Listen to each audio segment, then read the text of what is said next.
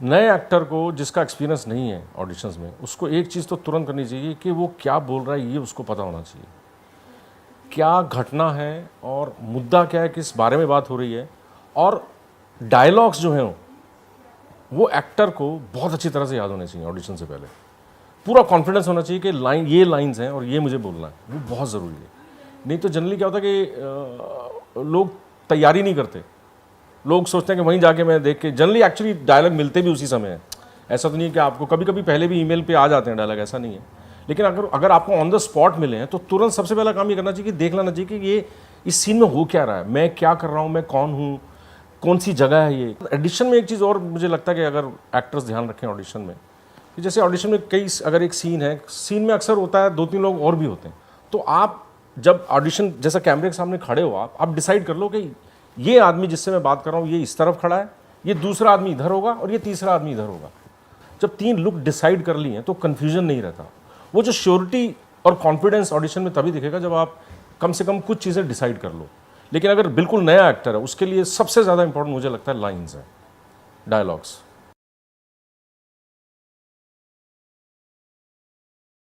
मुझे क्या लगता है, कई बार एक्टर डर जाते हैं कि मेरे को ऑडिशन के लिए डायलॉग दिया गया है तो मेरे को ऐसे ही बोलना चाहिए, अगर मैं इसको कुछ उल्टा कर दूं या मैं कुछ ऐड कर दूं तो लोग नाराज़ नहीं हो जाएं। अगर एक्टर को जो स्क्रिप्ट दी गई है ऑडिशन के लिए, उसमें जैसा जो लिखा हुआ है, अगर वो बिल्कुल वैसा ही बोलने की कोशिश करे तो ज़्यादातर ठीक रहता है, क्योंकि एक राइटर ने लिखा है उसको।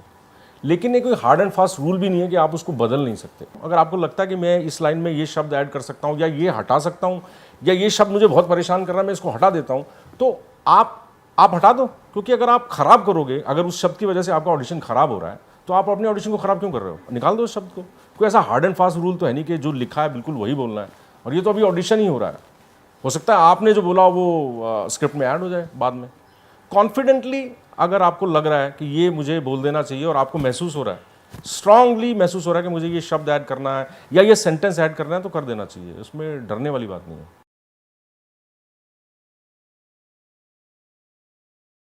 अगर आप ट्रेन नहीं हो किसी इंस्टीट्यूट से, तो आप अपनी एक्टिंग पे कैसे काम करो, बेसिकली सवाल ये है। उसका थोड़ा मुश्किल है, क्योंकि जैसे बॉम्बे जैसा शहर है, हमारे यहाँ पे ट्रेनिंग के नाम पे बहुत अच्छी जगह नहीं है जहाँ जाया जा सके।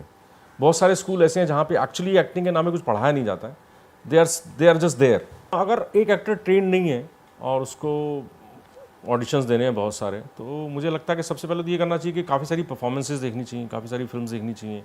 आजकल नेट पे सब कुछ है, एक्टर्स के बारे में जानना चाहिए, एक्टर्स के इंटरव्यू पढ़ने चाहिए कि वो अपनी ज़िंदगी में क्या करते हैं, उनकी एक्टिंग के अलावा ऐसी कौन सी चीज़ें हैं जो उनको एक्टर बनाती हैं। एक्टर बहुत सारी चीज़ें करते हैं, पढ़ते हैं, कुछ एक्टर खेलते हैं, कुछ किसी का, हर एक का कुछ ना कुछ एक जोन होता है जिसमें वो बहुत इंटरेस्टेड रहते हैं, जो उनको ग्रो करता है। तो अगर ट्रेनिंग अगर आप नहीं ले पा रहे हो, तो मुझे लगता है ये सब चीज़ें बहुत ज़रूरी हैं। आपको रिसर्च करना चाहिए, खूब पढ़ना चाहिए कि एक्टर्स ऐसी कौन सी चीज़ें करते हैं।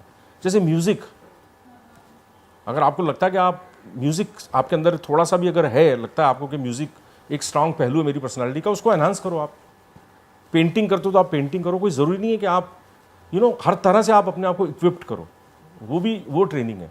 और आप वर्कशॉप्स करो जहाँ जहाँ आपको मौका मिलता है। अगर आप 2 साल NSD 3 साल NSD नहीं जा सकते हो, तो आप ऐसी जगह जाओ जहाँ पे आप, हो सकता है 3 हफ्ते की वर्कशॉप है जहाँ पे आपको कुछ सीखने को मिले। वो ट्रेनिंग के माहौल में तो जाना ही पड़ेगा आपको। पर्सनल लेवल पे एक्टर्स की सबसे बड़ी प्रॉब्लम है, पर्सनल लेवल पे एक्टर्स की ट्रेनिंग हो नहीं सकती। आप मिरर के सामने अगर आप खड़े होकर डायलॉग बोलो, उसका कोई मतलब नहीं है। आप किसी दोस्त के साथ बैठ के अगर सीन पढ़ लो या बोलो मैं एक सीन कर लेता हूँ, उससे भी ज़्यादा नहीं होगा। एक सिस्टमेटाइज्ड तरीके से एक ग्रुप में, जहाँ पे आपको कोई देख रहा है, आपको कोई ऑब्जर्व कर रहा है, जो आपके काम पे कमेंट कर सकता है, जो आपके काम को एनालाइज कर सकता है, आपको उस माहौल में तो जाना ही पड़ेगा। आज के समय में ट्रेनिंग की ज़रूरत बहुत ज़्यादा है, क्योंकि अब फिल्मों का ट्रेंड बदल रहा है। ओवर द टॉप वाली फिल्में अब थोड़ा धीरे कम होती जा रही हैं, या बड़ी बहुत स्पेसिफिक हो गई हैं। अब इस तरह की छोटी छोटी फिल्में जिनमें कहानियों पे ज़्यादा जोर है, वहाँ परफॉर्मेंस चाहिए, और उसके लिए ट्रेनिंग बहुत ज़रूरी है। बिकॉज ऐसा कुछ है नहीं कि अगर मतलब आप, you are not a born actor, everybody is not a born actor.